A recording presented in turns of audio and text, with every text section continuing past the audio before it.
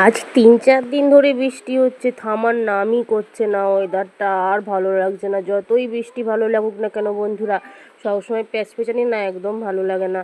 কারণ এই জলে ভিজে ভিজে সবসময় সব রকম কাজ করতে হয়, সেই জন্য যতই ভালো লাগুক বৃষ্টি, ২-৩ দিনের পর না আর ভালো লাগে না। সবসময় মনটা করছে কখন যে বৃষ্টিটা থামবে, একটু বাইরে ভালো করে কাজকর্ম সারতে পারবো।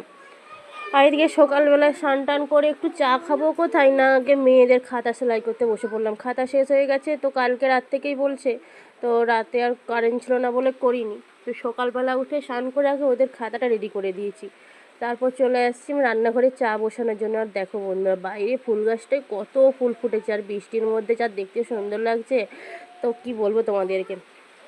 আর বৃষ্টি হচ্ছে, শুধু শুধু চা খেতে ভালো লাগে, তাই ২ রকম ডাল ভেজানো ছিল। তো সেই ২ রকম ডালকে একটু বেটে নিয়েছি, আদা রসুন আর কাঁচা লঙ্কা পেঁয়াজ দিয়েছে, ছোট্ট ছোট্ট করে পকোড়া করে ভেজে নেবো। গরম গরম চা দিয়ে যা খেতে লাগবে না কি বলবো তোমাদেরকে।